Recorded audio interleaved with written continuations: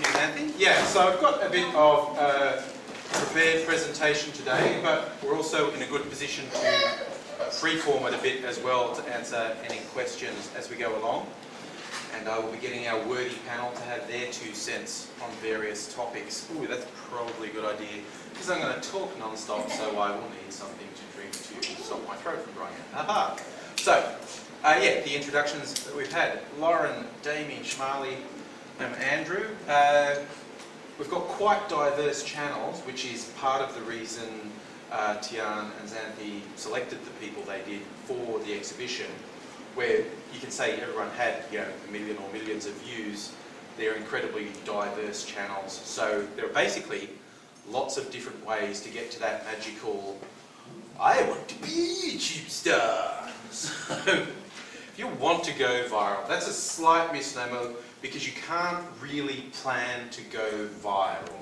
Viral is the thing where it gets out of your control and people share it all over the place and you spread your illness around the world. But what we're going to go through is some tips provided by YouTube themselves and some stories from our experience on how to make the best content you can, which gives you the best chance of going viral. It's our symbolic bullseye. The target we want to hit is going viral. So there are 10 key things to think of when you're making your videos to give yourself the best chance of having a viral hit. First bit, you've got to be discoverable. People have got to be able to find you. A lot of people don't realise YouTube's the 2nd biggest search engine on the internet. After Google, people will go to YouTube to search things. Now that can work for you in 2 ways. If you do topical stuff like me, I do comedy, satire on current events. If you pick the right news story and everyone's searching for it, you get all these extra views channeled to your video. The other thing is with evergreen content, how-tos, that type of thing, like Shmali's recipes. People will always be searching for recipes. One of the most viewed videos on YouTube is how to tie a tie. It's got tens of millions of views. I assume all from like desperate young men just before a job interview. Oh God, how do I tie this bloody thing? But if you make something that's useful for people, they will always come back to it. And so like Lauren's stuff with ASMR is what I call evergreen content. It's not tied to a moment in time. Dami's stuff is often a mix, like she does music and entertainment. But if you tie it to a big release by a particular star, for instance, and do a cover version around the time the big star's doing a big release, people are searching on it, it's a good way to be found. One of our mutual friends, Tim, Twisted Tim, did that really well once. I think it was Katy Perry. But he worked out, like the album had just been released, but they hadn't announced like what was going to be a single, what was going to be a film clip. But he worked out through reading some stuff what she was going to release as a single, and he really quickly did a cover version of that song. That was, so his video was online 2 or 3 days before hers, which in YouTube algorithms is good. The longer your video's there, the better. So when people jumped in going Katy Perry new song, Tim's stuff came up right next to hers. So if you're smart, plan stuff like that. Because you know, big movie releases, holidays, anything that people are going to be searching on, if you can tie your content to that, and you can be very creative how you do that. Like I say, music, you could do a cover version. Food, you could do food that symbolises that date for you. And like I said, I do things about current events. So that's a big thing to keep in mind. People want to find you, so you've got to have a good title for your video, an accurate title with the right words in it. The keywords that you put in the video and in your description. Again, you don't want to put fake keywords like big, big models, because you may be found on searches for that, but when it's found that that's not your content, you can have your video and your channel canned. So use keywords, use descriptions, use good titles, use good thumbnails, but make them relevant, because if they're not relevant, you can get stuff taken away from you. Our second one is you want to be accessible. This is an interesting one. This is not necessarily going to apply to everyone, but bear in mind, if you make a bunch of videos, I've made over 2,000 videos, the idea is if someone drops on any video anywhere, are they going to understand you? And are they going to be prompted to do it? See, this is a problem people who do web series often have. They put a lot of work into a web series, might be 5 parts, 10 parts, episode 1, 2, 3, someone lands and they're like, episode 3, do I really want to go back and find episode 1 and 2? Am I going to stick around for 4 and 5? Not saying don't do web series, but that can be a challenge. So if you're not doing an actual series, it's good to bear in mind, if someone lands on any of your videos, does that sort of give them a feel of who you are and make them more likely to hang around? Shareable. This is one of the biggest ones on the internet. Will viewers want to share your videos? That's how you go viral. What you want the first reaction when someone watches your video. That was the best thing I've ever seen. I have to show all my friends. Because the dirty secret is they're not doing it to make you look good. They're doing it to make themselves look good.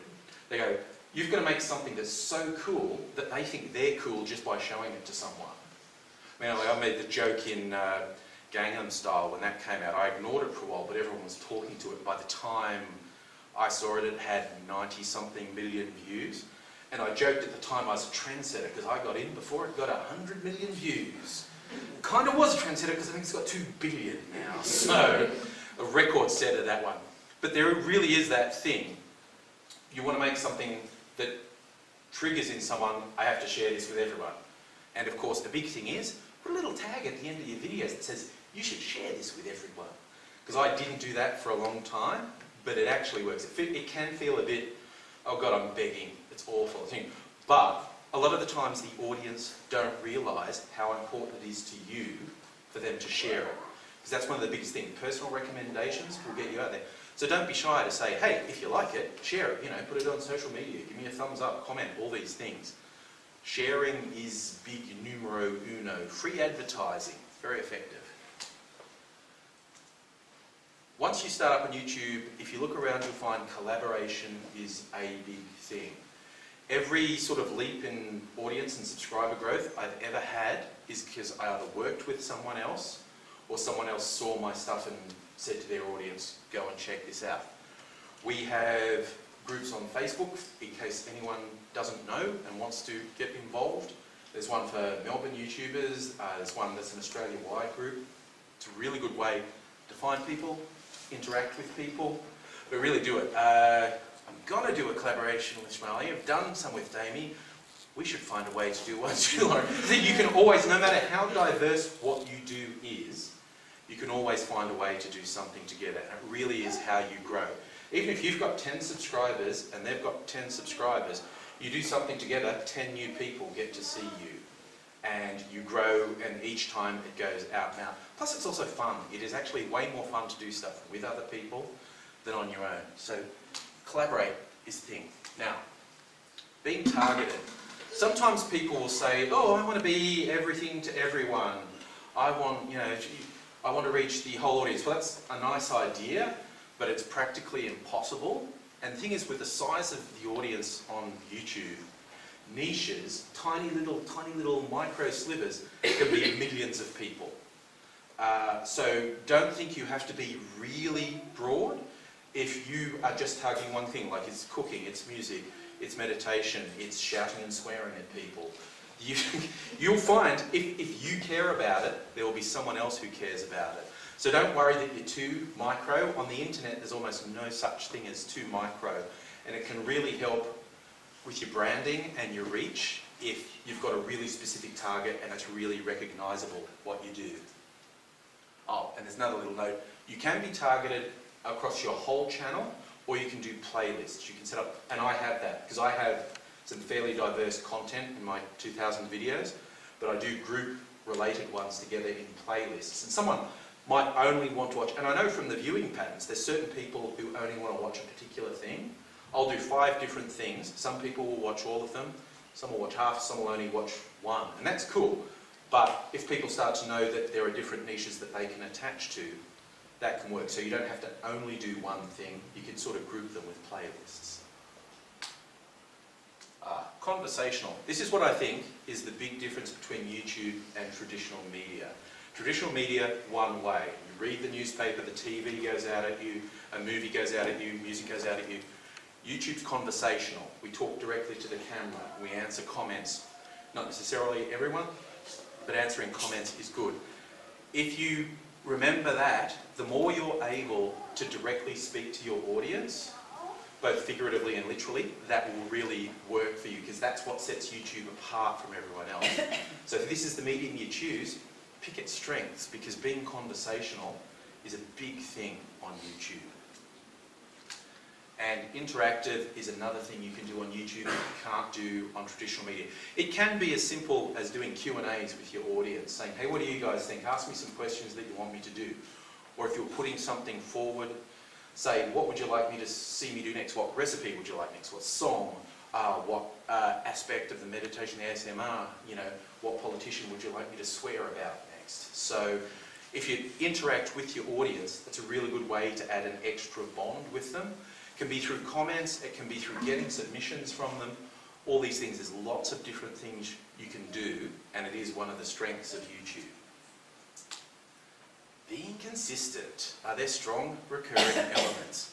You don't have to do the same thing all the time, but if there's something that's your central theme, that really works with the audience. I've found that. Like, I do little peripheral stuff to keep myself angry, so happy. But the angry stuff where I do the shouting, there's a sort of core audience. They went, no, just shout more.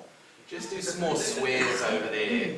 So I want you. So sometimes your central content can take a lot more effort to do. So if you mix it up with just, you know, vlogs and talking to your audience and whatnot, that's good. But if there's a central theme in there, the audience finds it easier to sort of bond with you and go, I know, I go to this channel for this thing. And we do have 4 quite distinct themes to our channels, but with a lot of mix of content within that. Sustainable. I've seen people kill themselves on this. If the fans love it, can you keep doing it? I've seen people, they have a big breakout hit. It took them ages to do. There was a big budget, and it's like, can you do that 5 more times next week? No. It's like that you've got to keep, and this is for yourself. A lot of the time, a lot of this stuff I'm going to be talking about what you do for an audience. Never forget yourself, because if you can't keep doing it, it'll wipe you out. I've seen that lots of times. People got this big surge of attention and they just couldn't keep up with it. You've got to think of yourself. In fact, my friend Aidsy has a good way of putting it. If you get really serious about this or any other sort of entertainment, there should be 3 versions of you. There's the public you, that's the one you put out, you know, that's your YouTube persona. There's the business you, so if you're lucky enough for things to go well on YouTube, that's the one who does deals with people and is all about the business side of it. And there's the personal you, and that should be kept the hell away from YouTube, and you should look after yourself. Because on the plus side, if you go really well on YouTube, that's awesome and you can do great things. But if you let it take over, it can just crush you. So make sure you can keep doing what you do. And finally, inspiration. Is the content coming from a genuine place of passion? People always say, how should I start on YouTube? I don't know what to do. I want to be on YouTube, don't know what to do. This is the first time I want to drag all you guys in. I want your origin stories, okay? My origin story, I had this grand idea I was going to be a stand-up comedian. I had a lot of friends who were stand-up comedians. I started a blog where I was doing material that I thought I could do live. I got a bit of a following on the blog, and then some of my readers said, you should do a podcast. But then YouTube was just getting big and I had a high-speed internet for the first time. So I said, oh, I'll jump the audio and I'll do video and I'll test out what I'm like as a performer. And it rapidly became clear there was a much bigger audience and many more opportunities on YouTube than as a live stand-up comic. So I said, to hell with that stuff, I'm sticking with YouTube. So that's how I started. Shamali, what inspired you to start on YouTube? Yeah, for me, I introduced with this new land I call YouTube itself. It's a new land on 2011 when I moved here in Melbourne, Australia, and I always wanted to make my own cooking class. I wanted to build my own cooking studio, cook studio, but then we moved here, and actually my story begins with my homesickness, and I miss my country a lot. And the biggest problem it was that there was tons of excellent blog where I can find the recipes for my Bengali cuisine or all those ingredients which I get in Australia, I can use on my cuisine. But the thing what I was missing is visual, because I'm a visual person. I love to see and then I love to try. So that inspired me to start my own cooking channel. Maybe this is a lack which I can feel, I can do. I was sure that I'm not the only one who is missing this visual person, visual thing. So I started my own YouTube channel and I'm here today. Cool. Thank you. Damien, what was your inspiration and starting point? Well, at the start of my YouTube journey, I guess you could say, I had this visual of like me being a musician, and I actually put up a video of me singing, and then like an hour after I took it down because I was just way too embarrassed. And then I started watching other people vlogging, and I just was like, oh, that seems a little bit easier. Or, you know, I can talk to people, right? No? So it's a mode of interaction with others, for people who are interested on your subject. I think this is a way of, we can meet with other people also through YouTube. Yeah. That was another reason. Because I was also sick when I started, and I didn't really like go to school very much. So, it was like my outlet of saying hello to the world, and it kind of just tumbled and kept going from there. I started doing music stuff, and a lot of people wanted just the music stuff. So, my channel is like a big majority of my audience is just there for music. But I still have that like original hardcore like audience who really like the vlogs, and they really like just listening to me talk about random hula hoops. I don't know what they look like. But I guess my inspiration came from a lot of other people on the platform and just taking in, watching, and I just felt like I wanted to create something because I was really bored, let's be honest. Like a lot of us, you feel bored, you don't know what else to do, and then you see somebody else doing something and you're like, I could do that. Sure. That's where I kind of came from. Cool. Laura, your inspiration and starting point. I can really relate to what you're saying because I did a couple of videos on YouTube because I had a wellbeing centre about an hour and a half from here, and it was just my clients, and then my marriage ended and I had 4 young children in the audience. So I had 4 young children, they were aged between about 3 and 7, and I was stuck at home and couldn't leave. And just couldn't get out of the house.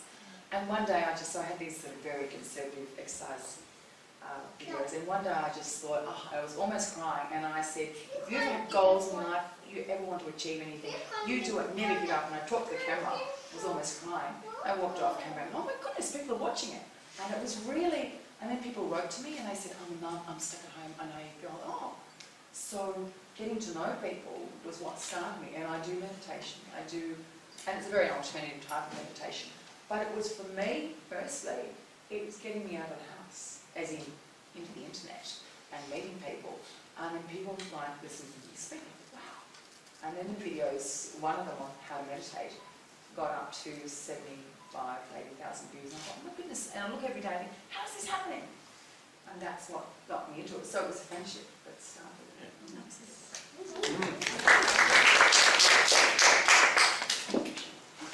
I still be fiddling around there. I hope it wasn't too distracting.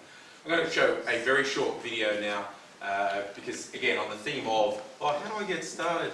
I said, look, if you only watch one video, you're not really into YouTube. But here's one video that I always recommend, and I was fiddling because I got the guilt, because you'll see there's Brain Crack explicit version and PG version, and I had the explicit version loaded, and I just suddenly decided, no, not this. So I'm going to play the PG version if I can make this thing work. There we go.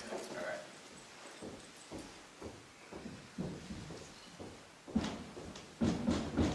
Good morning, sports racers. It's Tuesday, June 11th, and I still feel like a poo-poo. Hungry Hippo Licks Aunt Jemima writes, are you ever going to break into song again? Are you running out of ideas? Hungry Hippo Licks Aunt Jemima, that's a good question. I run out of ideas every day. Each day I live in mortal fear that I've used up the last idea that'll ever come to me. If you don't want to run out of ideas, the best thing to do is not to execute them. You can tell yourself that you don't have the time or resources to do them right. Then they stay around in your head like brain crack. No matter how bad things get, at least you have those good ideas that you'll get to later. Some people get addicted to that brain crack, and the longer they wait, the more they convince themselves of how perfectly that idea should be executed. and they imagine it on a beautiful platter with glitter and rose petals, and everyone's clapping for them. But the bummer is most ideas kind of suck when you do them, and no matter how much you plan, you still have to do something for the first time, and you're almost guaranteed the first time you do something it'll blow. But somebody who does something bad 3 times still has 3 times the experience of that other person who's still dreaming of all the applause. When I get an idea, even a bad one, I try to get it out into the world as fast as possible, because I certainly don't want to be addicted to brain crack.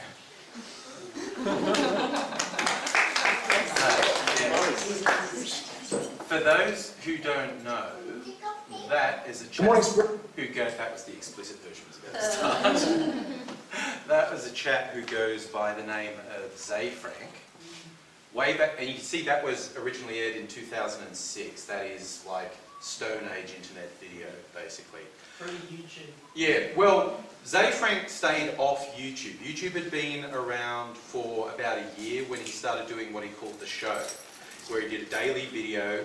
That style, that talking straight to camera with the jump cuts, it's like the YouTube house style for vlogs. He basically invented it. Like the Vlog Brothers, Phil DeFranco, all the people who do that, they freely admit they stole everything from Frank. They're huge fans of Frank. That video I show everyone, because what do? You just do something. You get something's in your head, you get it out, and you do it. And it doesn't matter if the first thing, second thing, the 50th thing is no good. If you keep doing it, every time you're going to be a little bit better, and you're going to be on the road to doing it. So this whole, what do? It's like, just do something. Switch on a camera and start talking. And it doesn't matter if it's not, it doesn't matter if it sucks, honestly.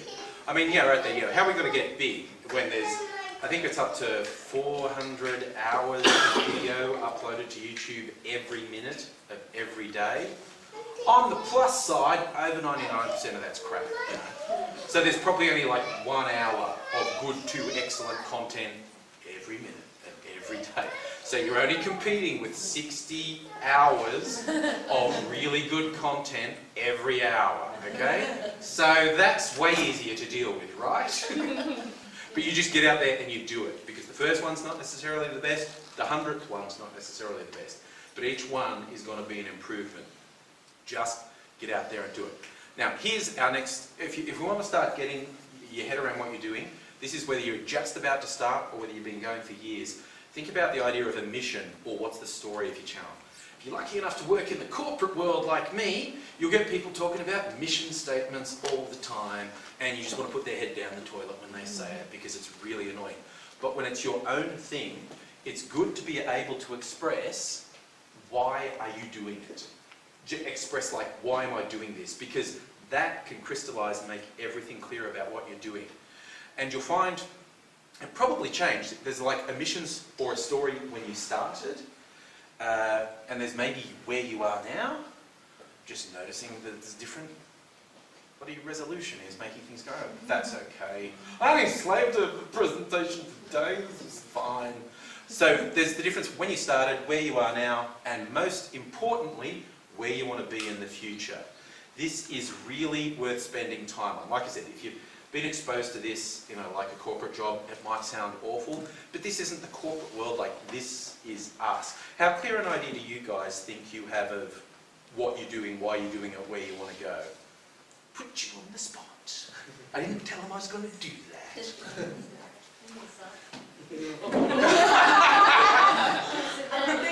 This is the sort of thing I should have warned them I was going to do to them. Laurie. I'm crystal clear on what I want to do with my channel, and it's not necessarily having lots and lots of views. I think that it's not that difficult to do something really alternative for lots of views. And especially, I think when you've got 4 children, it keeps you centred. Why am I doing this? Why am I doing this? And I get so many letters from people starting channels saying, I'm really tired because I'm public streaming, I'm doing this, I'm trying to upload. You've got to keep your eye on the ball. Why you have a channel, where it's getting. I'm writing my second book now. I've just written my first book. We're using the database to sell the book, so that's the idea. So that my family can have options. I love what I do. So loving it is having the passion, knowing exactly what the channel's about, having a mission statement, and knowing what you want it to bring to your family. There's quite a subculture in Australia that you should make money from it. Well, how do you support for kids? So for me, I love it. It needs to make money. Absolutely. Damien, what do you think? Because I kind of, when I first started, I didn't know that you could make money off it. So I came from this whole, I just make stuff and do what I want because that's what makes me happy. So I kind of just, like, if I wanted someone to, if I wanted one person to take something from my channel, I'd want them to take away that, like, you know, you can be yourself and you don't have to, like, you're not a drone to anybody. I'm not a slave to my audience. I do things because I want to do them. It's like the mission for my channel at the start was just to create something that I wanted. I wanted to be happy and I wanted to create this, like, you know, my universe of, like, you know, Powerpuff Girls and all that cool stuff, and I did. And, you know, it just kind of, it snowballs into, like, just like a bigger, my channel is just bigger than what I ever imagined. I didn't think anyone was going to even watch me, like, at the start, so, yeah, it's For you, Shmal? Yeah, when I started my channel, my total concentration was for my Bengali audience, and gradually I have seen that I got comment from US, from not Australia but other countries where people are asking, oh, can I try this recipe with salmon? Can I try this recipe with tofu? When I'm sharing one recipe for paneer, which is Indian cottage cheese, but they are saying, can I try this with tofu? And that gives me idea that, yeah, people are watching. It's not only Bengali, not only Indian. The world is watching my videos, and that gives me inspiration, ideas that I can serve to my cooking, to my cuisine, to the world. Because we all love variety, right? Absolutely. Yeah, I mean, for me, my original one was make people laugh. That was my key thing. And probably it developed a more political bent as I went along. The line I started using on people was, I get angry so you don't have to. Like, I was providing catharsis for people. And I also highlighted, like, it's not socially acceptable to be angry. I pointed out, did you ever notice the people who are telling you anger is bad are the people who are doing stuff that you should be really angry about? And so I tried to bring out stuff that people might not know or might not be aware of and entertain while I'm talking about it. And I am seriously considering, you know, the future, to what extent do I, because I'm about to hit 10 years on YouTube. Yeah. So I'm using that milestone to more or less refocus and reimagine. Not completely changing, but I want to be more conscious of what I do. And this next bit is a good thing for being more conscious of what you do. Again, we're all thinking, we're sending stuff out to the audience. A good exercise would be to consciously think of who is your audience. When I mean audience personas, I mean think of a typical viewer. How do they use the internet? So what do they do on the internet? Are they watching the videos? They want how-tos? Do they want entertainment? Are they a blog reader? Do they do news sites? Are they on the social sharing sites? Try and get in your mind for a typical viewer, and you're going to have all sorts of different ones, and you can have fun trying to identify different ones. But think of them. Why are they on the internet? What do they think about outside of the internet? What's their big thing? Is it pop culture? You know, are they a student who's thinking about school and their homework and their assignments and passing and tests? Are they an adult who are thinking about their family, their kids, that type of thing? So what drives them, and what do they get up to offline? What do you imagine the hobbies of your key viewers? Again, not all of them. Think of one. Give them a name. Give them a name. Think of how old they are. Think of where they live. Like, bring it right down to that sort of specifics. And then you think, you know, are they doing piano lessons? What do they do for hobbies? What's their job? What's their outlook on life? And what sort of things are important to them? What drives them? You know, do they live for the weekends, holidays? Are they thinking about their own family events or their own personal events? It's amazing how much doing this type of exercise can help you crystallise and go, this is the person who's on the other side of the camera, because you're making the videos, you're staring at a lens, and you can forget that it's not a lens you're talking to, it's the people who are on the other side of a computer screen. So doing an exercise like this can really help just crystallise in your mind who's going to be watching this, what effect will I have on them, so what type of things should I do to have that effect on them? And this is a channel building strategy from YouTube. Again, this is all about getting started, just get out there and do it. But once you're started and you really want to think, how do I develop, how do I grow, how do I be consistent, it's worthwhile to think there's 3 different types of content you make. YouTube calls them hero, hub, and help. We have hero content.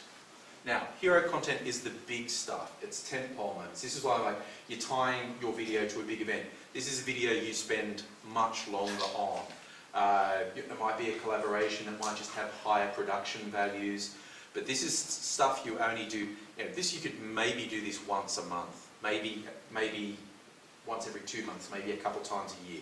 But this is big things, and this is the type of stuff that would get a big spike in attention for your channel. This is not your consistent growth strategy, this is getting out there with something big and having a spike in your views. And it's coming up differently now. That's my superhero coming in to save the day. Hub content. And it's totally doing weird things to me. Fine, whatever. Okay. Hub content, that's your bread and butter. That's the meat of your channel. How many food analogies can I put in there? This is the stuff you do all the time. This is what people know your channel for. This is stuff you can do consistently. Because seriously, you should aim to do at least 1 video a week on YouTube.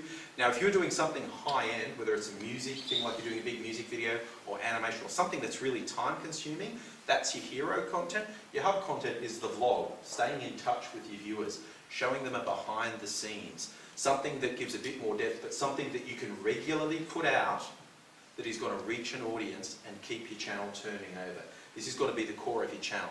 And another thing to look at is the help content. It's a specific short form content to answer viewer questions. This is another bonding thing. This is kind of halfway between the hub and the hero content. If you were just doing the help, and that might be a how-to stuff, it might be a Q&A with your audience. If you were just doing that all the time, that would get boring for the audience and probably for you as well. But it's a different strategy to put in. It's like, what can I do that answers something the audience wants answered? Maybe it is a skill of yours, like it's how to play the guitar, how to prepare this for a meal, how to prepare for meditation. Or it can literally just be a Q&A, just say like, what do you guys want to hear from me? And I will do a video answering your questions.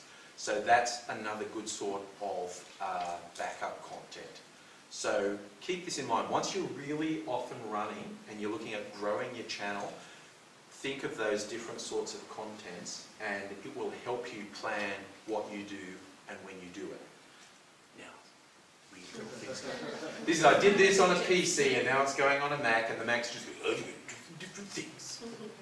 So, okay, speaking of planning and development, a roadmap. This is getting really serious and thinking of how to go in the future. And there's 3 things to think of. What are you doing now? Yay, they went up in the right order that time. So this is literally now. You go home today. What can you do? And then when we're talking about channel content optimization, you put your artwork banner on your YouTube channel. Is it really nice and attention-grabby and says something about your channel? Do you have a channel trailer, which if you don't, is really worth doing? Do a short 30 to 60-second video that's like an introduction to your channel. The way YouTube's structured is someone goes to your channel page and they're not a subscriber, they'll see that. They'll see the trailer video. And there's also a little thing in there you can click in the setup for it that every now and then YouTube actually more or less does free advertising for you. And it's like, yeah, use this for free advertising. But at the very least, if you do a channel trailer and set it up right, it's what someone who's not subscribed to you sees when they come to your channel. You keep it simple, like I said, 30 to 60 seconds about who you are, what they'll get if they subscribe, why they should stick around. And playlists, that's the other thing. Make sure, like, even look, there's a thing when you look at your channel layout that says, like, show me what a subscriber will see and show me what an unsubscribed viewer will see. So you can see what your channel page looks like when someone lands on it. And you want them to see lots of stuff. Set up some playlists, your most popular stuff, carve it up into niches if you have niches, but have it there so when someone lands there, they go, oh, that's what this person's all about, and you want them to subscribe. So that's just something you can do straight away. Now the next is the first bit of strategic thinking. What new format ideas or channel changes can you achieve over the coming months? And let's start it again, anyway. In the next stuff, maybe it's not going to be a significant change, but once you've established your channel, you've done a few videos or you've done a few hundred videos, you're really in the groove, take the time occasionally to think, what could I do? What could I change? What could I revamp? What's working that I could do more of? Really think about the stuff that you can do the next part of your roadmap. Over a couple of months, what could I do to keep my channel alive, to breathe new life into it, and to keep going? The long term, let's see, okay, the long term is your next level stuff. Reach for the stars. Do you like my symbolism? But this is seriously like, again, in the corporate world, people often call this stretch goals. Stuff that you might not attain. Your long-term goal is not something easy. Your long-term goal is not, oh, I still want to make videos in a year. Yeah, a few more views would be good. No, set a big goal. Like, no, I want to be achieving this. I want to collaborate with this person. I want to be at this level. Really set yourself a goal that's a challenge, and then come up with a plan of how to get there. So, what about you guys? How do you feel you are on the roadmap? How consciously have you planned out where you're going? No, stop asking me questions. But, okay, well, I'll let you off the hook a little bit and you can pipe up. But this is the thing. This is something you never stop thinking. This is not something that you think about once and never again. Like I said, I'm coming up to 10 years, and after I went through the YouTube workshop where a lot of this content comes from a couple of weeks ago, I straight away went home and did the now stuff. I did a whole bunch to just vamp up my channel, make it more appealing. I'm in the middle of the next now. So I'm really looking at, okay, I'm happy with how a lot of things are working. What can I do to lift it up to the next level? I haven't actually articulated my long-term plan, so I'm not going to ask anyone else to either. But that's where I'm working to, because I've just taken this opportunity to reassess my whole channel. I've done the now, I'm in the middle of the next, and then comes the long. So, but this is a thing, you do this when you start, you do this after you've been doing it for a year, do it after you've been doing it for 10 years, because you can always improve. And I think, I don't think any of us have ever stood still in what we're doing with the YouTube stuff. I think that having a long-term goal, you can always adjust it, but it's like a marathon runner. You need to see the end of the journey, and you can say, well, that direction doesn't quite fit for me. It may not work out, but I think it's really vital so you don't get confused along the way. So I think we all have long-term, but maybe we're not sort of crystal clear on it. So I know that I have sat down because my time is so precious, and I've always been a planner. But to give anyone advice, I would say definitely always keep the end of the marathon front of mind, otherwise you can get exhausted running all over the place. Yeah, and that's where goals come in. And being able to measure, and I just want to throw one little thing in, with your now and your next and your long, when you reach a goal, celebrate it, acknowledge it. The worst thing some people do on YouTube is go, look at that other channel that gets 1 million views on every video. I don't get 1 million views on my video. Celebrate when you get 100 views on a video. Celebrate when you get 10 subscribers. You've got to take those moments and keep yourself going, because if all you do is focus on what everyone else has and what you don't have, it's going to kill you. So each time when you say, okay, now I'm going to do this, that and that, and you've done it, and you go, yeah, I'm cool. My next things, I'm going to do this, this and this. When I hit those, I'm going to celebrate. You don't necessarily, you can make a video saying, hey, I set myself a goal and I just reached it, I'm really happy, it's all about you guys. You don't have to do that. But just in yourself, be aware. And that's one of the other reasons for setting goals. When you reach them, you can celebrate. And never forget to celebrate your wins. No matter how small they are, celebrate them. Because if you just focus on what you don't have, it will kill you. And I see that all the time on people on YouTube. People are just fixated on what they don't have. So don't be that person. Anyone want to say anything else about goals? Yes, Shmali? Not about goals. I really want to share the point you said just now, because I have seen, I think I have a little bit, what should I say, split character. Sometimes I'm very much outspoken, extrovert. Sometimes I'm very introvert. So when I crossed my 1,000 subscribers, really I didn't celebrate. I thought, yeah, these people have million and zillion subscribers. Why should I? I didn't want to be funny in front of camera. But gradually I find that, yeah, people want to know more about your real life, not about your online life, that how do you actually live, and that boosts me a lot. Means when I share behind the scene pictures, I have seen that get more like, more view, more interaction comparison to real content. Definitely they like it, but they want to know me more. So because they want to know you, when you be as a creator, they want to know you, what you do, how do you do, and that is the biggest mistake I did. So yeah, please don't do that. But yeah, don't be afraid to adapt. When you discover something you didn't think would work, works, go with it. Yeah. And really be responsive to Because your people want positivity from YouTube, that you are positive. Most people, there is this weird thing where they see you as a friend. If you're doing people you've never met, you maybe did text interactions with them, they're on different contents, but because you talk right down a camera at them, and you're usually somewhere, personal to them. You're in their lounge room or their bedroom having a chat with them. That's really personal.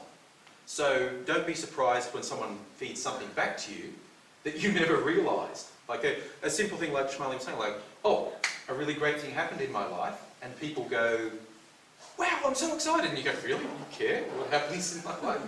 And people get way into it. They really do want you to share. But yeah, remember that thing I said about the 3 people? Keep your real personal stuff here. You can share elements, but don't let people control your life. So that's a lot of the strategic stuff we've been talking about. I do want to take you through some nuts and bolts stuff too. This is not as exciting as that. There's a few worthwhile things in here. And I want to talk about copyright, because everyone gets this wrong. We have these Facebook groups. Someone says something fatuous about what they can do under copyright, and I come thundering in with caps lock. No! That's not how the law works! You will get in trouble if you do this. First up, the thing that drives what you need to be aware of, the strongest force about copyright on YouTube is the Digital Millennium Copyright Act, US law.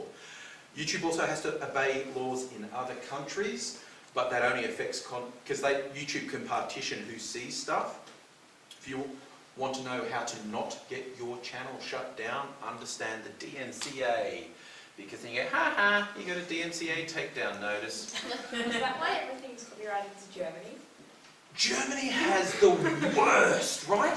Oh my God, you'll sometimes find your video is not available in Germany. Why? Because the rights holding authority in Germany is stupid. Like, YouTube signed licensing deals with every record label in the world. They pay them a certain amount for everything that goes on, blah, blah, blah. The rights holding company in Germany is, no, we want like 10 times that. And YouTube went. So an enormous amount of musical content is simply not available in Germany because they have this. But again, that's just limited to Germany. But if it breaks US law, this can break your channel. So, but the single biggest thing that people don't understand about DMCA and copyright notice, there's a key part on it that's called the safe harbour provision. If YouTube is told by someone who claims to be a right holder that a video breaches the right, YouTube can't be prosecuted if they take that video down there. Okay, so that's why sometimes when you get a false claim against your video and you know it's a false claim, the video gets taken down, because that's how YouTube protects itself. This isn't YouTube's fault. Everyone blames YouTube for this. And they say, oh no, it was fair use, it was fair dealing, it was there. No, this is not YouTube's fault. That's how they protect themselves from literal billion-dollar lawsuits. A company called Viacom had a billion-dollar lawsuit, which they lost. They kept losing and kept appealing. Their lawyers should all be fired because they flushed tens of millions of dollars down the toilet on this pointless case. Because YouTube was complying with the DMCA. If they get a notice, someone says, I am a copyright holder, this has my content, take it down, that's what they will do. But if you are genuinely in the right, file a counterclaim. And YouTube has recently upped the thing of recognising fair use. Yay, fair use. It's the law. That's in US.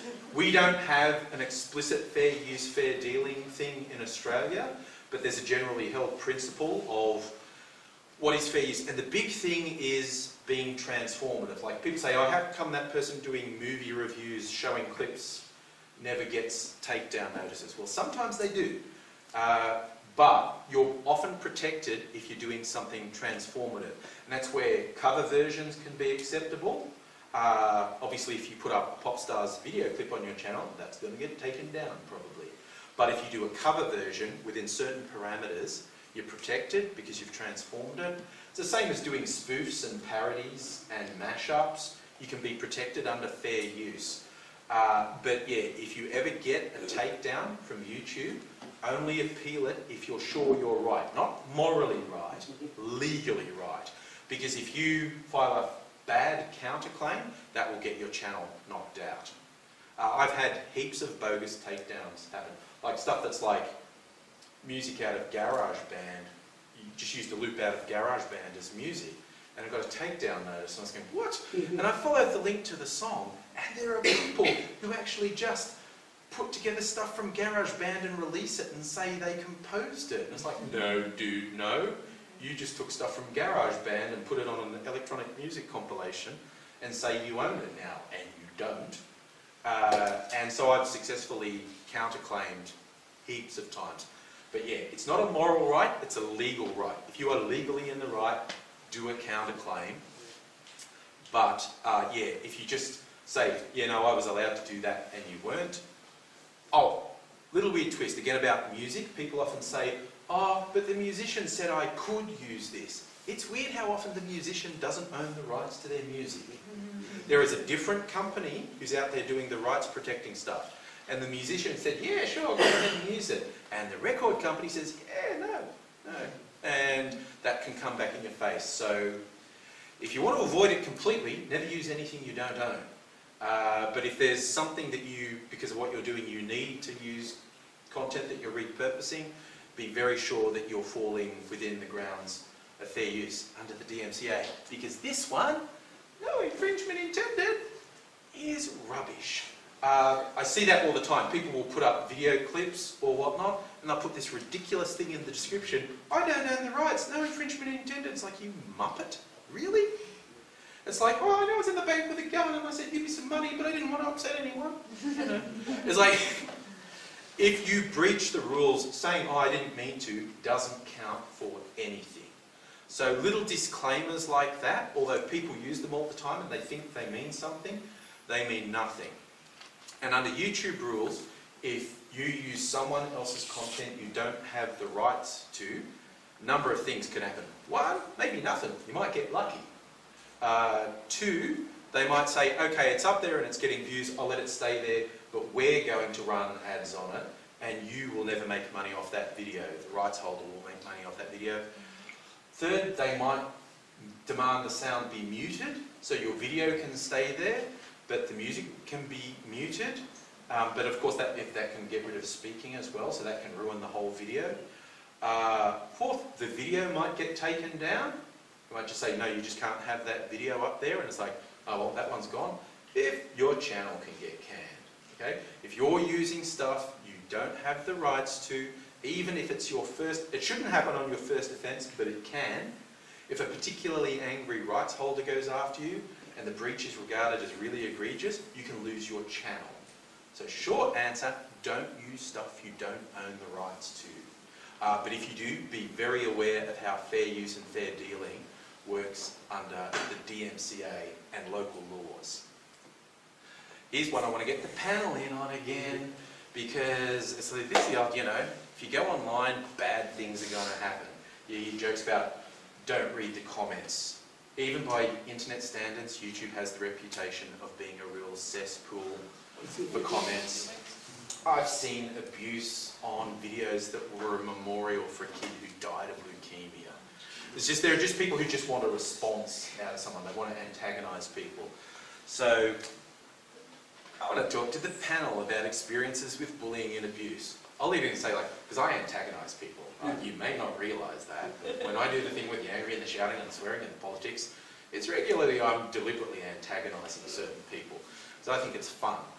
But I'm always in control of what happens, because you get these funny guys on the internet who go, no, you have to leave my comment up, or you have to let me do this. I'm like, no, I don't.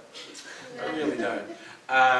So for me, the biggest thing when any bullying and abuse happens is you're in control of what happens next.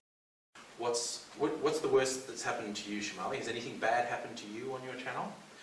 Now you're the most innocuous ever. You're doing cooking. There should never be anything mean, but this is the internet. No, it happens, but percentage is very, very low. Sometimes people talk. Mostly comments on about my language. Again, my channel is not about my language channel, it's my cooking channel. I use my language as a mode of communication. The way I use internet as a mode of communication, I'd be heard if we are human being, but then ignore. Because that percentage is very less, ignore. Because these people have no idea what you are doing. How much hard work it takes to put one video or one content, doesn't matter if it's 1 minute or 1 hour. So they are not in that business. So don't get them. That is the only answer here. It's for real. I'm not just trying to make people feel better. When the trolls, the haters come on, that is a sign that you have something that they want. You are doing something they can't do. It's their inadequacy that's driving them. Nothing about you is driving them. It's something in them, something that's lacking in them that's driving them. So that can be hard to remember, but it's true. How about you, Damien? What's your experience? With the haters. The haters, they're always gonna hate. Haters gonna hate. Yeah, they're lovely people. Haters are like my biggest fans. Like, let's be honest, they're the ones that keep coming to the video and keep watching, and they you have to really sit there and really study a video to pick out the smallest details. So basically, they're my biggest fans. But if I do see and something really inappropriate, depending on the language and stuff, because I got children watching me now, so I've kind of turned it down a little bit. I'm gonna be honest, because I used to swear on my channel. A lot, I know. Do you negative comments or just? Sometimes I do reply to the negative comments because it doesn't really affect me, and I kind of go, oh, thanks for watching, and then they turn and they're just like, oh, the time, thanks, man, and and they just switch around, and then they just start watching, and that's happened a lot actually, but majority of the time, a lot of my other viewers will start ragging on them and being like, oh, leave her alone, you douche. So I kind of don't really have to. I'm fortunate to have such a really cool audience that understand that videos, it takes us long. Where everything behind, they don't understand everything behind it. And, as long as you love what you're doing, it doesn't really. They say only 5 minutes effect, but behind it's a long. It's a long process to get to that 3-minute video. Yeah, absolutely. The shorter video is toughest video, I think. I've got a 20-second video. It's not that great. A lot of people watch it, 20,000 people. No, I said it's hard work to wind up everything within 20 seconds or 1 minute. It's not at all easy job. No, I've only got a couple of videos that are that short, a minute. Most of mine go and ramble. You get a lot of you have a lot of fun filming it, and then it goes for an hour, and then you're just oh yeah, that's the only bit that I wanted to put in. I said it at the start. I didn't have to keep filming, but How about you, Lauren? What's your experience been? I think it's really important when people start a channel to see haters as a sign of success. Because the bigger you are no longer who you are. You are an icon or a stereotype that people will project their own issues into. So you've got to not take it on. In the beginning, I took it on. It used to bother me. It doesn't bother me at all now. And I think it's really important for young YouTubers, new YouTubers. So, sign of success, delete, nothing, don't even go there, because it's not about you. They make a judgment about me. might say you're an old hag, all sorts of things that they're trying to upset you, because I'm an older YouTuber. And they're trying to upset you because they're sad. Yeah. And that's what I feel sad for them, I'm not going to worry about it. Yeah, and I've changed a lot over the 10 years. In the early stages, I would try and engage with them. Like, I'd basically antagonise them back. I'd say, how long can this keep going? They'll comment, I'll comment something antagonistic back. How many times would they come back and I just keep making fun of them? And then I got bored with that, and I wouldn't do that. These days, I'm Mr. Block Delete these days. It's just like, you people are not worth my time. And also because I've found a lot of them get really shirty at the idea that you block them and delete them. Maybe it's the dad in me. It's like, you know, you're bad, I'm taking your toys. Sit in the corner, you're on the naughty chair. And because that's their toys, going on just randomly commenting and abusing people.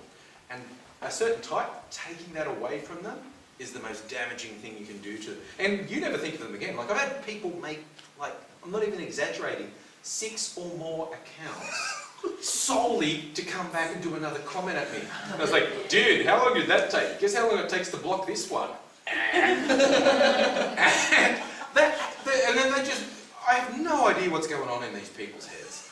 But you do whatever you come up with that's right for you, that's the right thing to do. Whether it's engaging with them, whether it's ignoring them. Often when I'm doing block delete, it's because, okay, I don't want the rest of my audience to be subjected to this. I don't care that they said it to me, but I don't want someone who comes on to my channel to see horrible racist or sexist abuse in comments. I decide, no, other people don't need that. What you were saying about being nice to them, one of my oldest YouTube friends, Michael Buckley, from the States, very flamboyant, gay guy, had a show called, he called it What the Buck.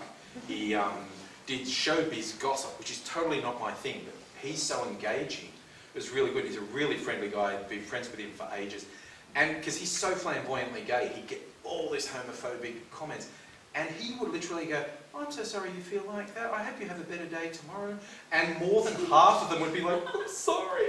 They would become subscribers. And I would just say, you're a better person than me, Michael Buckley. Because I can't do that. But he just consistently would just go, oh, I'm sorry you feel like that. I feel like something bad must have happened to you. Hey, maybe you'll come back tomorrow and you'll feel better. And more than half of them were like, oh, sorry, it wasn't about you. But yeah, I freely admit he's a better person than me. I can't do that. So you find something that works for you, whether it's engaging, whether it's being nice, whether it's ignoring, whether it's blocking or deleting. If it's right for you, it's the right thing to do. Never listen to the other people who say, oh, you have to do this, or free speech. They love saying, free speech, I've got a constitutional right. Why don't you actually look up what that means? That means the government can't prosecute you for things you say. Doesn't mean I have to listen to you because you're boring.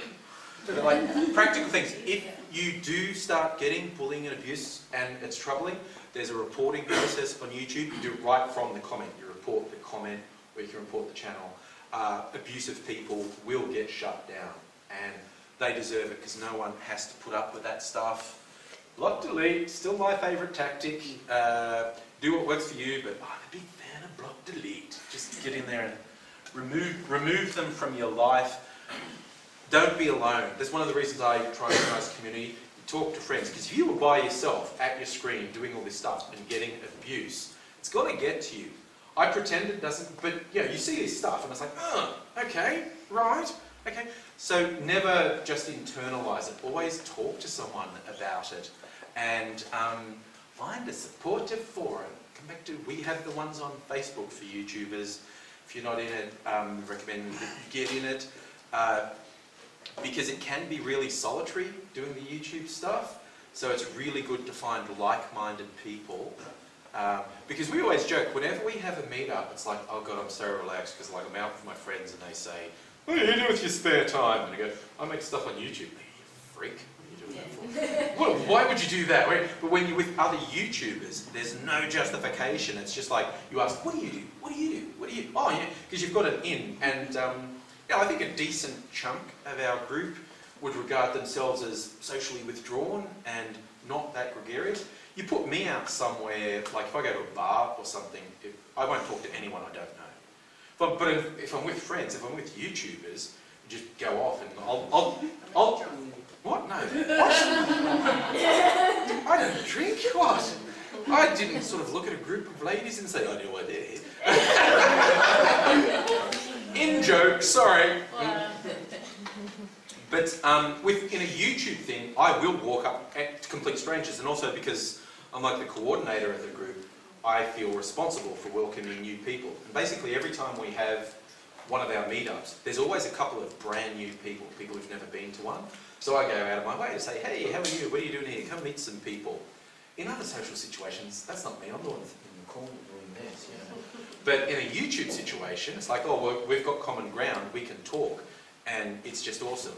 So you're never alone, whether it's, you know, going through YouTube reporting, and of course, if it's actually like psycho evil and someone knows where you live, that's when you go to the police. They'll probably be useless, but do it anyway. But at the very least, use YouTube's reporting processes. And law enforcement generally is getting better at understanding it can be genuinely... These are absolute fringe cases. I've been online for 10 years. I've never had any danger myself. I think it is a bit more fraught for females simply because you get targeted in a particular way. But you know, I wear like, you know, one of the big channels in the US, the Shaytard, Shay Carlin family, they do daily vlogs, and his family has been growing because they're Mormons and the family just keeps getting bigger and bigger. And they do daily videos, and I worried from the get-go, like, dude, you're putting your kids on the internet, isn't that unsafe? They've never had anything happen.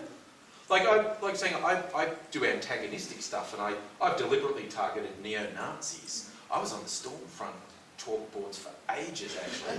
They're talking about shit they get me, and I was reading them just to see, anonymously, just to make sure there was nothing really scary happening there. But I organise these meetups, you know, half a dozen to a dozen times a year. So over 10 years, you know, I don't know, 100 times I have said on the internet exactly where I was going to be and when I was going to be there, and nothing has ever happened. So they're full of crap, most of them. But talk with friends, find a supportive forum, and know how to report them if you're genuinely concerned about what they're doing. What are we whispering about? Back that way is one. It's probably closer. The facility stand is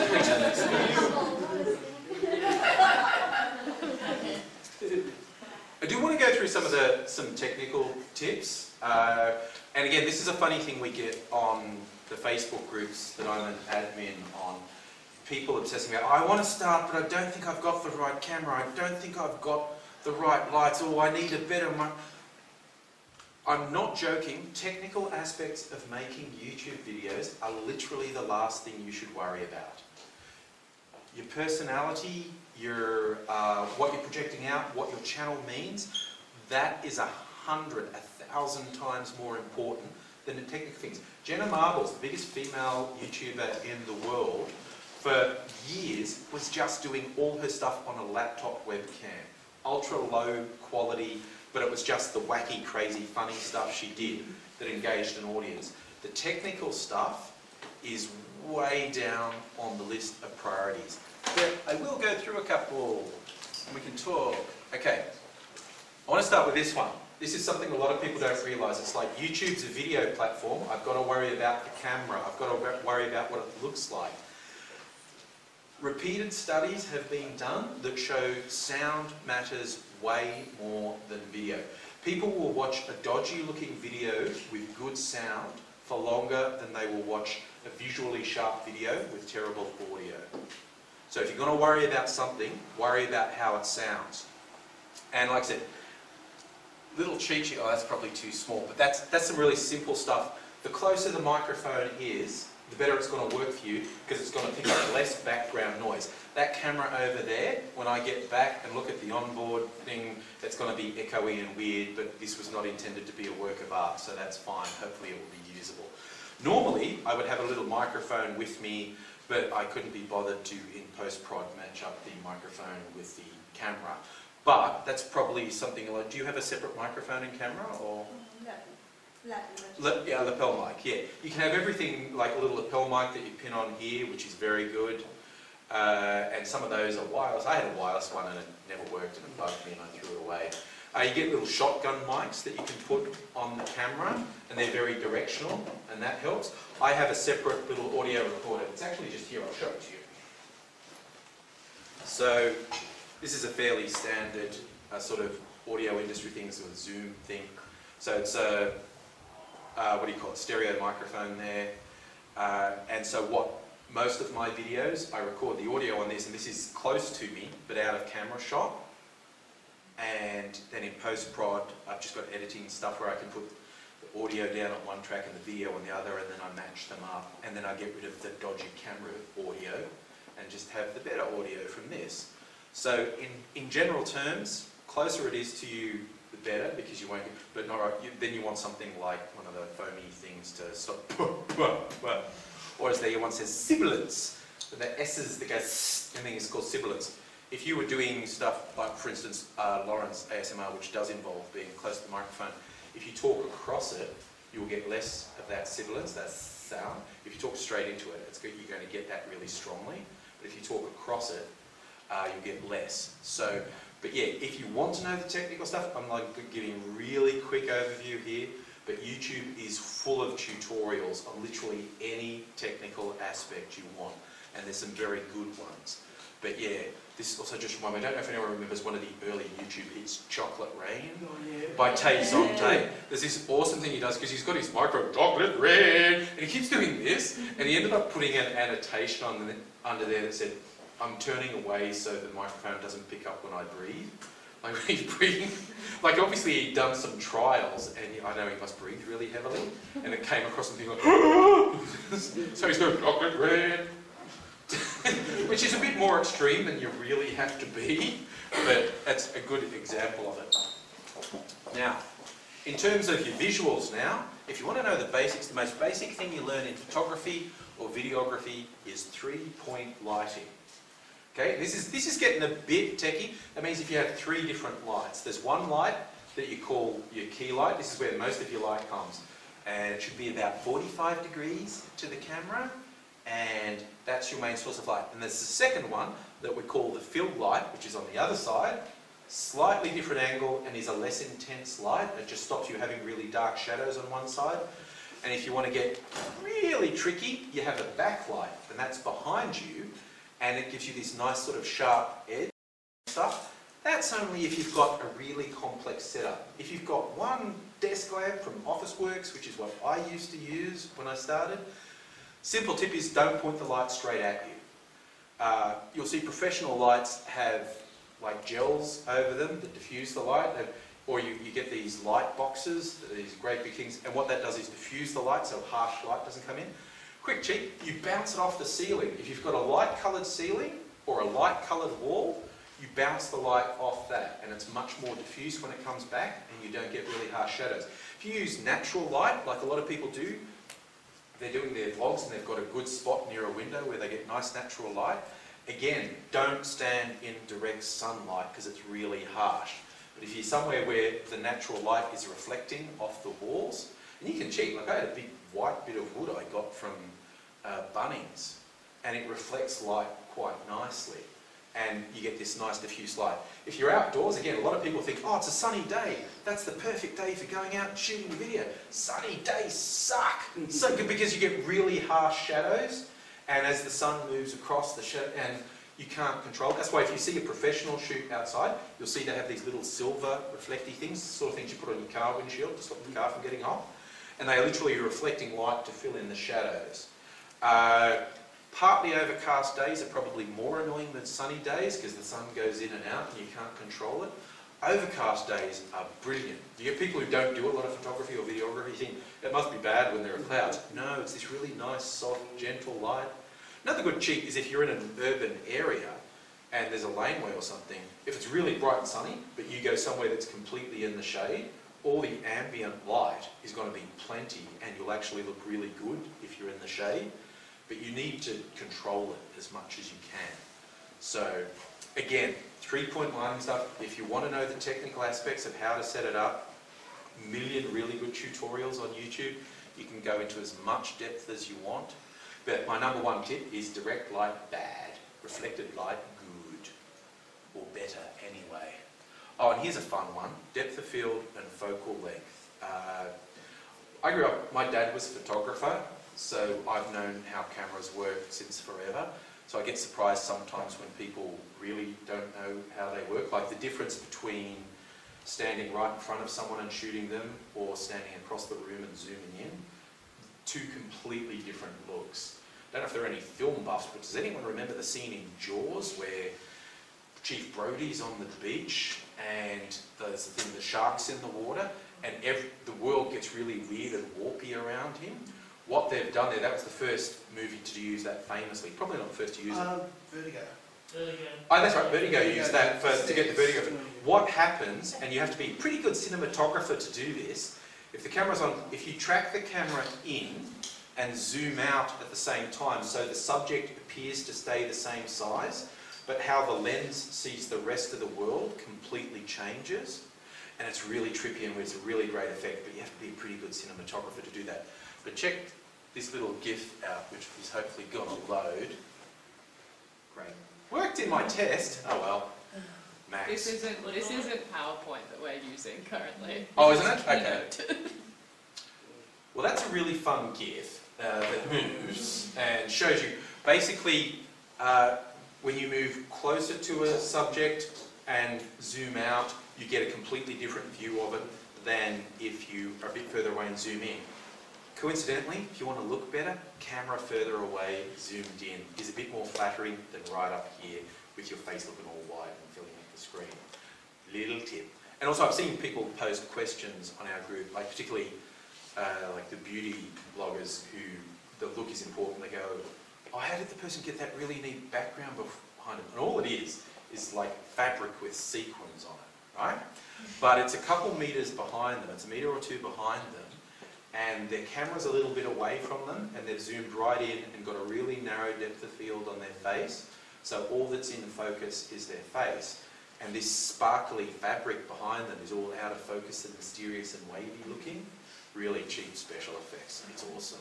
So again, if you really want to dive into the technical elements of setting stuff up, you're looking at stuff like depth of field and your focal length, and most of us use the automatic settings on the camera, let's be honest. So I'm talking about whether you zoom in or zoom out. So if the camera's further away and you zoom right in, you're going to get a narrow range of focus, a narrow depth of field. If the camera's close to you and you zoom right out to fit in close, you're going to have much more depth of field. So think about that. If you want everything behind you to be in focus, you basically want the camera closer to you. If you want to cheat and get that really narrow, sharp focus thing, camera further away, zoom right in. Phil. Also, if you're using a DSLR, you use your f-stops, you close the Aperture. Yeah, the aperture. You close the aperture right down to get. And look up tutorials on that, but most of us just use the automatic settings. So but yeah, that's why a lot of people like DSLRs, because you can have all this really intricate control, and then most of us just use the automatic settings the whole time. So zoom in, zoom out, that's the little trick. So, but again, really, really, really good tutorials on YouTube. Get as technical as you want. Another fun thing is chroma keying, which we call it green screen or blue screen. Technically, the term is chroma keying, chroma as in colour and keying to a particular colour. That's how you get a fake background behind you. And you need just decent editing software to do that. And the background to be one uniform colour. What I did for my setup, I got like some vibro wood from Bunnings, painted one side green, painted one side blue, because sometimes I've got shirts that have green on them and sometimes I have shirts that have blue on them. Have the background behind me. You make sure it's well lit and evenly lit. That's the key thing with chroma keying. You want nice even light on your background, and then you can put any magical background you like behind you. And you can see some people who do it in a really high-end way on YouTube. But it can be as simple as just having a different background. And you can get little portable ones that you can take out to the auditor. A question? It's not a question, I just need to ask. Am I allowed to go to the toilet? That's an important question, mate. Yes. stage can you go? You find one straight through there, actually. Boys on that side, girls on that side. That's an important question. That's a question you have just. Why is Sage coming? Don't you want someone to look after? Okay. It's just up there. Just scream loudly if there's a murderer hiding in there. We'll probably hear you. It's not that soundproof. It's got good.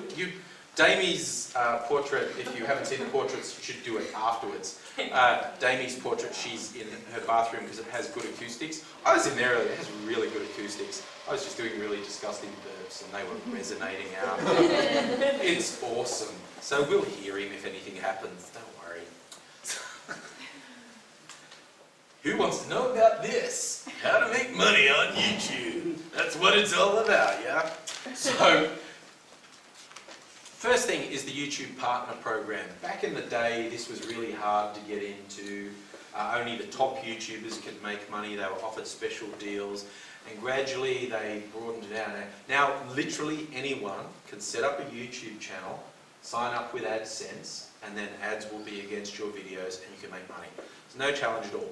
There are still, I think there's some tiers in being a partner. You might get better treatment from YouTube. But in general terms, for just making money, anyone can make money by signing up for the partner program, monetizing. You just sign up with an AdSense account, pretty straightforward, get it paid into an account.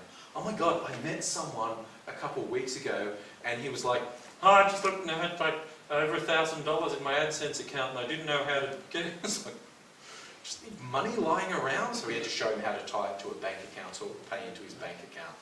When you first start, they won't pay you until you have a total of $100. That's a big party day, the first time you get paid by YouTube. That was so exciting when that first happened. That's just magical. How much did that take to get to that for you? I honestly don't remember because when I started, they were only giving the partnership to people who had a certain level anyway. So I was getting enough views to start getting paid It's not straight like away. just over and over. It's not like instantly like within No. 10 videos or within 20. You would have to be getting to reach the 100 views, $100. Well, look, in the broadest sense, 1,000 views is worth about $1. There are a huge number of variables in there, but if you want a little rule of thumb, 1,000 views is worth about $1. If you've got valuable content, it can be worth much more. If you've got more run-of-the-mill content, it might be worth less. But that's a good. So yeah. So to get $100, you would have to get 100,000 views in a relatively limited period of time. So that's the most basic. Now these days, we have what they call multi-channel networks. And I hope no one from the network's here because I used a really sleazy illustration for it. I'm with a multi-channel network called Boom. It was the first one set up in Australia. The first ones were actually set up in the US and they were founded by YouTubers. They can be good. We've got to wrap up, do we? I was just going to say, wrap up with that fact that we'll do some Yep. questions. Okay, so, well, this is the last thing everyone wants to know, how to make money. Multi-channel networks. We get questions on our forums all the time. Oh, I just keep getting these emails from people saying they're from a network and they think I'm awesome and I should join them. Blanket answer is don't. It's only worth joining a multi-channel network when you've established your channel and you have bargaining power. Like you'll start a channel today and get an email from one of these guys tomorrow saying you're awesome and you should. Don't, because see, all they have to do, if they sign up thousands and thousands of people and only make $1 a month off each of them, they make thousands and thousands of dollars. You will get nothing and they will ignore you because they're just a farm. They're a factory farm. But if you build your channel up, the good multi-channel networks can open doors to you. So you ask other YouTubers, are you signed with someone? Are they good? Amy. Will you eventually know when you're big and successful who's legitimate? Because that always confuses me. Like how they're saying don't join, don't approach, but you Ask other YouTubers. If you get to the stage where, and by big I mean like you want to be getting like 100,000 views a month, because then you've got some real bargaining power. Because you've got to go to these people and say, what can you do for me that I won't get on my own? Because on my own, I can be on the partner program and have monetized videos. So ask other YouTubers, say who's signed with someone, are they good? That's how you find out multi-channel network. And there's always sponsorship, advertising, and product placement. And that's how every big YouTuber does this, okay? They get half their income from stuff that's not about the video. My favourite is Australia's first full-time YouTuber, Rob Nixon. He goes kitchen, did the cooking thing. He was the first person to give it up and make a job. But before he started making money, like he got an approach from like Campbell's Soup or someone that said, oh, we'll give you $1,000 if you just put some of our soup cans on your set. And he just thought about it and went, no. And then they came back with a bigger offer, and eventually they offered him like 10 times higher than their original offer. And he was like, oh, I didn't know I was negotiating. I was just going, no, I don't want to do that. So again, if you establish an audience, you'll have the opportunity to work with brands. That is where multi-channel networks can be useful, because they have contacts with the brands. But build up your channel first. Just, you know, monetize with AdSense. You know, basically when you start making, if you start making a couple $1,000s a month just off AdSense, that's when you're ready to next level it, really. So, Can I add something? yes, definitely. I make 90% of the income from Patreon rather than...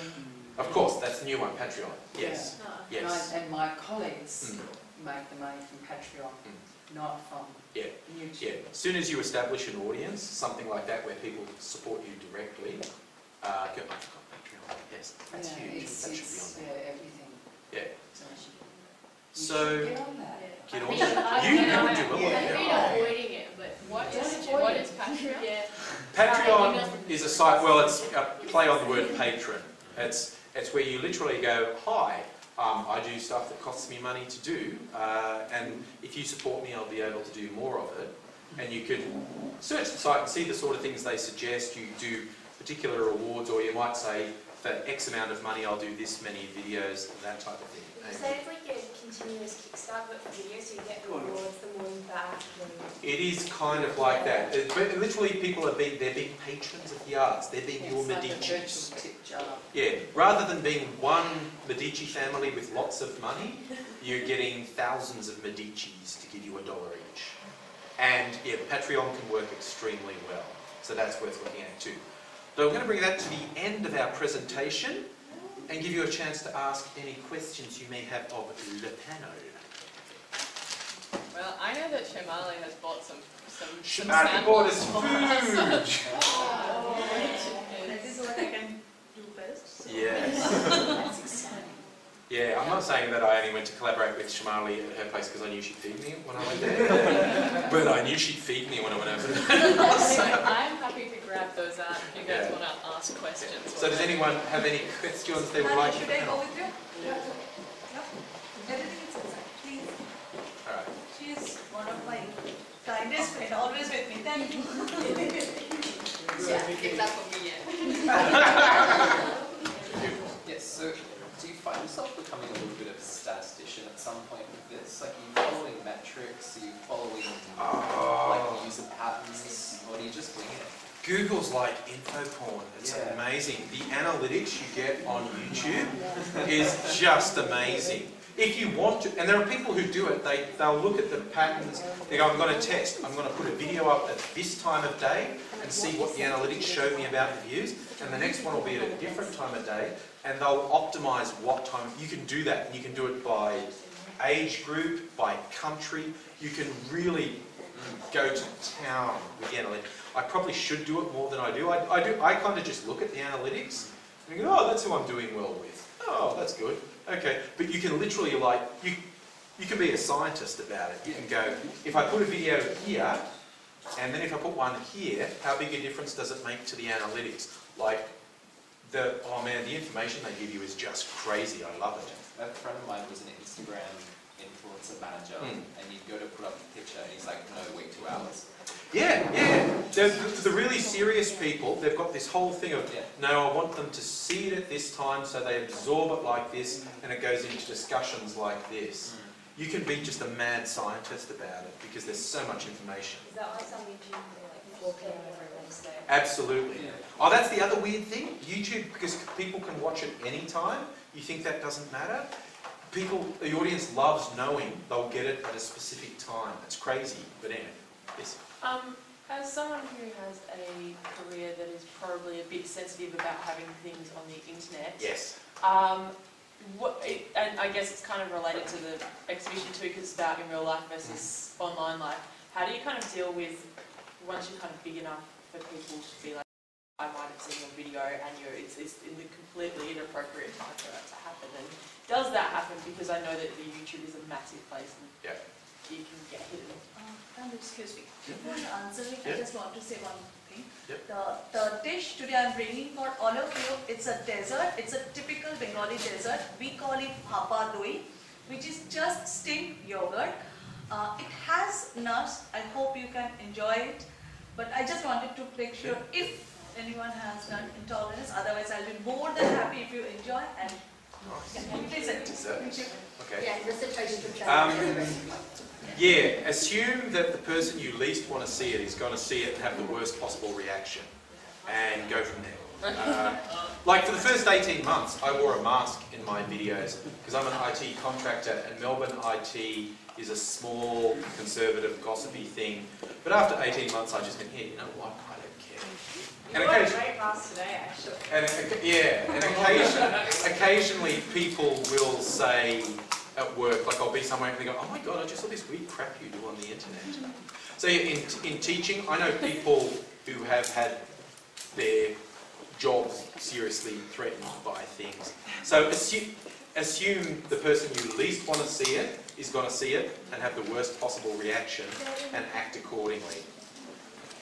I have a question that's mostly for Lauren and Damie, just because I feel like your viewers and subscribers connect with you on a really emotional, like personal level. And I was wondering how you feel about your subscribers. Do you feel connected to them in the same way they feel connected to you?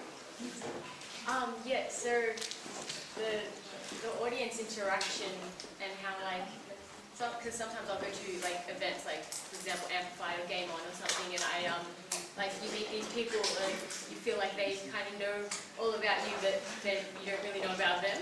But like a good majority of the audience who do like take the time out of their day to like tweet me, and I do message quite a lot, and I use like, you know, the like it was strange at the start, but now I'm kind of used to the, oh yeah, you just to do, like David, for example, I met you, I was met you yesterday, and like I felt comfortable, so I felt like although I don't know you like, you know, person, I don't know what you do, you watched me, but I don't watch you, but like, I do go out of my way to like, you know, take the time to, you know, hang out with the people like, you know, who watch you, because they're just as cool as you are, like, I don't know, how do you feel about that?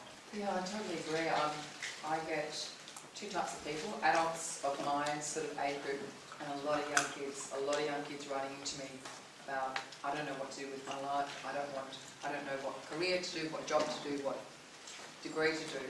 And they write me a lot of letters. I might get 800, 1,000 a day. It's not possible to respond to them all, but I really like these people. I know they believe, they know me. And sometimes I feel there's a level of responsibility there about what to say to them, because they're expecting you to really lead them. That note, do you guys feel like you're like, you can influence people with your opinions and your things? Do you feel any responsibilities with that? A big responsibility.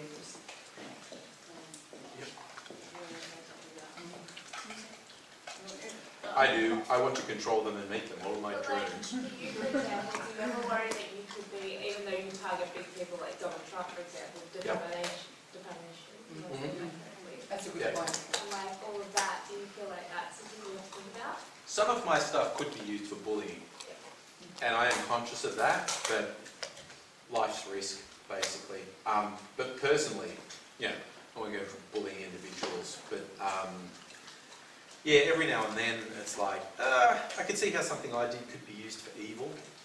Yeah, I can agree on that, because like my channel at the start was definitely not like children friendly. Because I talk about, you know, kind of risque type of topics. So like seeing my audience come from like it used to be like just a bunch of older men who used to watch me. I know that's funny, but like they just found me either interesting or they just thought I was like attractive or whatever they want to do. But then like, you know, after that momentum of like, you know, just old men, like all these, you know, younger people started coming in, I was kind of thinking to myself, oh, I do want to give these kids like, you know, kind of give them like a good role model type of thing, but I still do sometimes swear in my vlogs, but like, I like to promote, as I said before, I like to promote like, you know, be yourself. I grew up in like a real brogan like kind of school. So you might swear, but you won't promote like drug use or something like that. No, yeah. I don't know. No, I mean, what I mean is you might swear and stuff, but you won't like endorse bad behaviour or anything. No. Just like swearing to you, but like. Yeah. Well, I believe I'm a good person. No, I'm coming around the wrong way. I'm sorry. Time for one more question. I had something to contribute to Yes. the whole fan thing. Good, thank you. Because the other week we had our first kind of person approach us as if they knew us, kind of thing, locally here in Melbourne. And so I do a Nerf channel and we do lots of tutorials and that. And so this guy was inviting us over to dinner with his family for us to mod his Nerf blasters for him. And we were just like, we'll meet you at the war. So we hold, monthly we hold events where we all meet up and have a Nerf war and that kind of thing.